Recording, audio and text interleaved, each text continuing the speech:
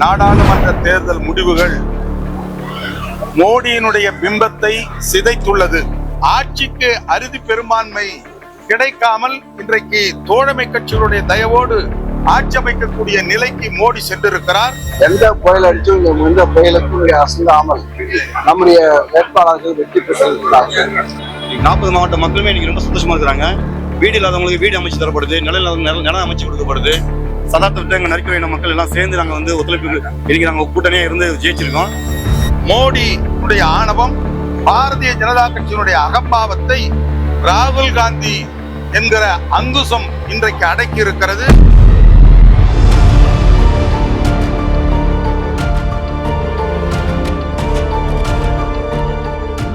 மாவட்டத்துல 10 கிராமம் 7 கிராம மக்கள் நாங்க ஒன்னா இணைச்சு அந்தந்த மாவட்டத்து தலைவர் முதல்வர் கூட பயணம் பண்ணி அங்க சந்திச்சு அந்த மக்களையும் நாங்க சந்திக்க வச்சு நல்ல ஒரு விஷயம் நாங்க ஒரு முழு ஒத்துழைப்பு கொடுத்தோம். இந்த 40 மாவட்டத்திலயும் நீங்க ஜெயிப்பீங்கன்ற உங்களுடைய மந்திரத்தை நாங்க எடுத்து முழுமையாக செயல்பட்டு இருக்கோம் அப்படின்ற ஒரு விஷயத்தை நாங்க அவருக்கு தெரிவிச்சிருக்கோம். நாங்க எங்களுடைய கூட்டணி சங்கமா நாங்க அவரோட இப்போ எனர்ஜி பண்ணிட்டு இருக்கோம்.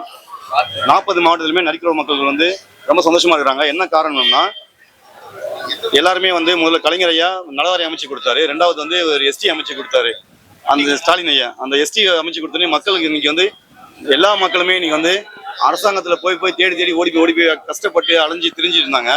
ஆனா இன்னைக்கு அரசாங்கமே அந்த மக்களை சந்திக்க இன்னைக்கு உங்களோட குறைகள் என்ன தேவைகள் இன்னைக்கு பல மாவட்டங்கள்ல இன்னைக்கு வேலைகள் எல்லாம் ரொம்ப வேகமா நடந்துட்டு இருக்கு.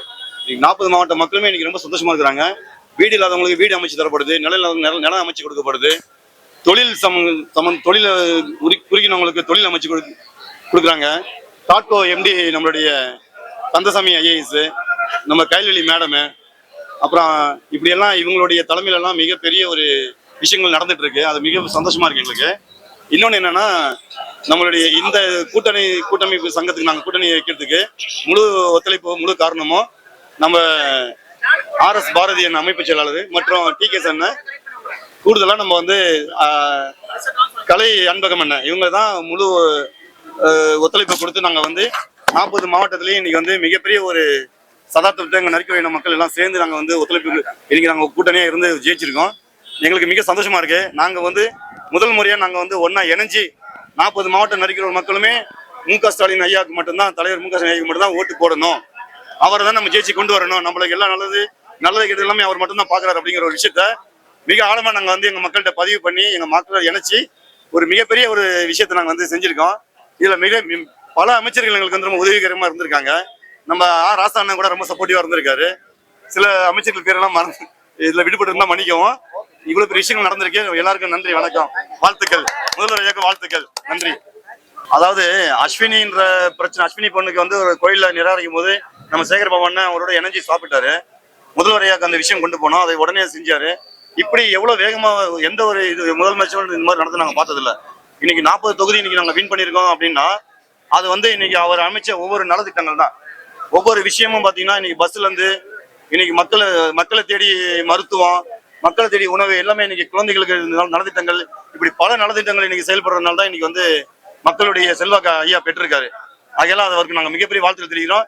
மேலும் மேலும் இன்னும் பல செல்வாக்கு பல திட்டங்களை இதே மாதிரி பல எம்பிகளை வச்சு அறிவிக்கணும், செயல்படுத்தணும். அண்ணன் கேட்ட மாதிரி இன்னைக்கு தியேட்டர்கள்ல நிராகரிக்கப்படுறாங்க. ஆனா இருந்தாலும் இன்னைக்கு உடனே அது தீர்வு எடுத்துடுறாங்க. இன்னைக்கு ஒரு நிராகரிக்கப்பட்டாங்க இன்னைக்கு தியேட்டர்ல. அது சம்பந்தமா இன்னைக்கு உடனே பாத்தீங்கன்னா தாசில்தார்ல இருந்து கலெக்டர் ஆபீஸ்ல எல்லாருமே இன்னைக்கு நடவடிக்கை எடுத்து உடனே போயிட்டு சிறப்பா உடனே அந்த இடத்துல அந்த லொகேஷனுக்கு போய் இமீடியட்டா ஆக்ஷன் எடுத்து திரும்ப அவங்களுக்கு அந்த டிக்கெட் வாங்கி கொடுத்து ராஜ மரியாதை கொடுத்து அனுப்பிச்சு விட்டாங்க. அதுக்கு நாங்க முழு வாழ்த்துக்களை தெரிவிச்சுக்கிறோம். நன்றி, வணக்கம். நாடாளுமன்ற தேர்தல் முடிவுகள் மோடியினுடைய பிம்பத்தை சிதைத்துள்ளது. தமிழ்நாட்டில் 40 தொகுதிகளிலும் வென்றதன் மூலம் முதலமைச்சருடைய பணிகளை தமிழ்நாட்டு மக்கள் அங்கீகரித்திருக்கிறார்கள். தமிழ்நாட்டில் மதவாதத்திற்கு இடமில்லை என்பதை நிரூபித்திருக்கிறார்கள். தேர்தல் முடிந்த பிறகு முதலமைச்சரை சந்தித்த பொழுது 40 தொகுதிகளிலும் தமிழ்நாட்டில் வெற்றி பெறுவோம், இந்தியாவில் அது எதிரொலிக்க வேண்டும் என்று நான் முதலமைச்சரிடத்திலே சொல்லியிருந்தேன்.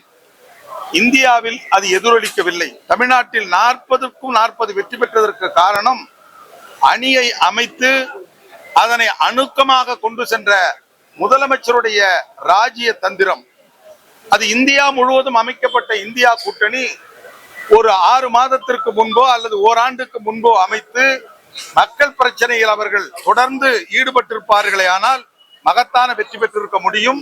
ஆனால் 400-ஐ தாண்டுவோம், 300-ஐ அடைவோம் என்று சொன்னவர்கள் ஆட்சிக்கு அறுதி பெரும்பான்மை கிடைக்காமல் இன்றைக்கு தோழமை கட்சிகளுடைய தயவோடு ஆட்சி அமைக்கக்கூடிய நிலைக்கு மோடி சென்றிருக்கிறார். மோடியுடைய ஆணவம், பாரதிய ஜனதா கட்சியினுடைய அகம்பாவத்தை ராகுல் காந்தி என்கிற அங்குசம் இன்றைக்கு அடக்கி இருக்கிறது. தொழிலாளர்களுக்கு விரோதமான சட்டங்களை ஏற்றிருக்கிறார்கள்.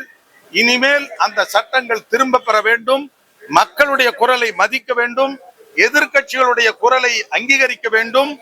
அரசுடைய நிறுவனங்களை, அது சிபிஐ போன்ற வருமான வரித்துறை போன்ற நிறுவனங்களை கொண்டு எதிர்கட்சிகளை அடக்கக்கூடிய அந்த முறையை கைவிட்டு விட்டு மக்கள் கொடுத்த தீர்ப்பை மோடி ஏற்று இனிமேலாவது ஜனநாயக பாதையில் மக்களுடைய நம்பிக்கையை பெறக்கூடிய அளவிற்கு செயல்பட வேண்டும் என்று கேட்டுக்கொண்டு 40 தொகுதிகளிலும் வெற்றி தந்த மக்களுக்கு தமிழ்நாடு விவசாயிகள் தொழிலாளர் கட்சியின் சார்பில் வாழ்த்துக்களையும் நன்றியும் தெரிவித்துக் கொள்கிறேன்.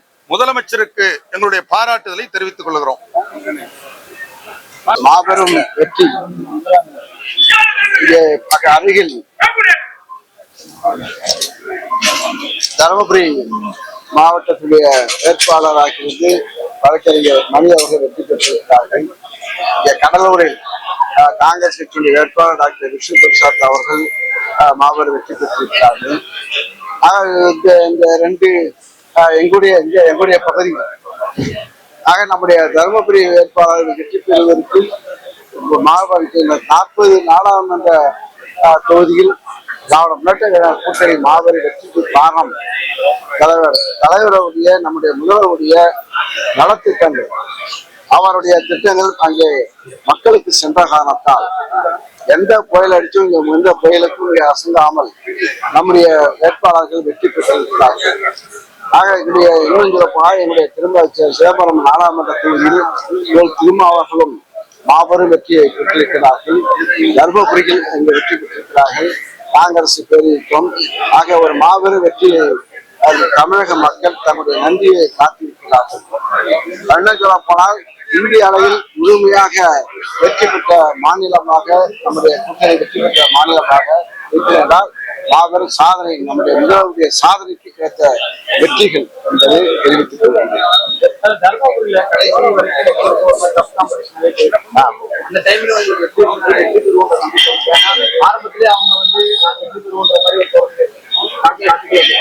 அது ஆரம்பத்திலிருந்து அவர்கள் பாட்டாளி மக்கள் கட்சியுடைய வேட்பாளர் அவர்கள் ஒரு வெற்றி பெறுவோம் என்று ஊடகம் மூலமாக ஒரு மாயை உருவாக்கினார். ஆனா மக்கள் அதுக்கு அசையாமல் முதல்வருடைய சாதனைகள் மக்களுக்கு சென்ற காரணத்தால் ஒரு மாபெரும் வெற்றியை கொடுத்திருக்கிறார்.